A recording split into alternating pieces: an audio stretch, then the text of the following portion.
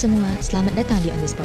Kali ini, kami akan membawa Anda menjelajahi keajaiban sistem tata surya, dari planet-planet misterius hingga fenomena luar biasa di luar angkasa.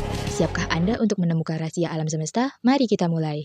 Sistem tata surya. Sistem tata surya merupakan gugusan benda-benda langit yang terdiri atas matahari, 8 planet, planet-planet kecil, asteroid, komet, dan benda-benda angkasa lainnya yang beredar mengelilingi matahari sebagai pusat tata surya. Yang pertama ada matahari. Matahari merupakan pusat tata surya yang dapat memancarkan sinarnya sendiri berdasarkan sifatnya. Matahari merupakan sebuah bintang. Jarak rata-rata matahari ke bumi adalah 150 juta kilometer yang selanjutnya dinyatakan sebagai salah satu astronomi unit atau AU. Lapisan matahari terdiri dari korona, kronosfer, fotosfer, dan inti matahari. Yang kedua ada planet. Dalam sistem tata surya, matahari adalah bintang. Planet yang mengorbit pada matahari dalam sistem tata surya adalah Merkurius, Venus, Bumi, Mars, Jupiter, Saturnus, Uranus, dan Neptunus.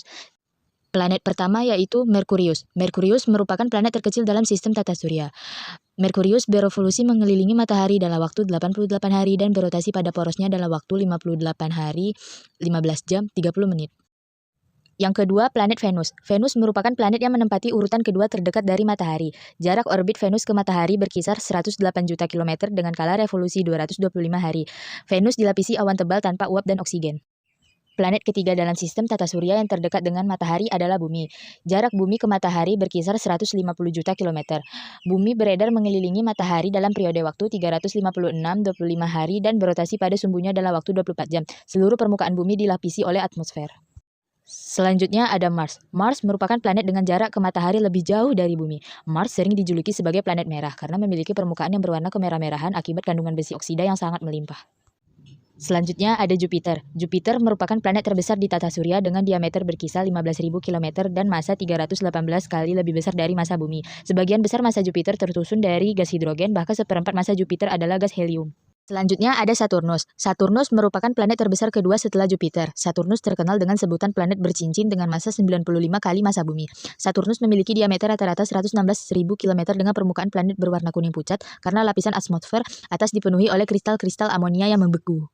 Selanjutnya Uranus. Uranus merupakan planet yang paling dingin dalam sistem tata surya. Sinar matahari membutuhkan waktu 2 jam 40 menit untuk mencapai Uranus. Planet ini memiliki diameter 26.000 km. Suhu atmosfer Uranus mencapai minus 224 Celcius dengan komposisi helium, hidrogen, dan metana.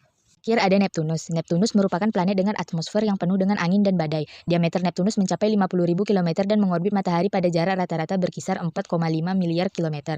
Untuk mengelilingi matahari, Tunas membutuhkan waktu selama 165 tahun sambil berotasi pada sumbunya dalam waktu 16 jam 6 menit. Setelah penjelasan mengenai planet-planet, yang ketiga ada asteroid. Asteroid atau planet minor atau planetoid merupakan benda langit dengan bentuk tak teratur yang tersusun dari kumpulan debu dan es.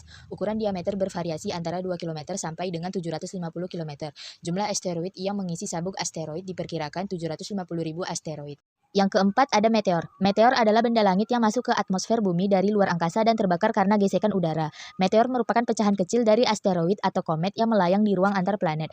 Meteor melaju dengan kecepatan tinggi dan terbakar habis sebelum mencapai permukaan bumi. Nah, ini dia yang terakhir, yaitu komet.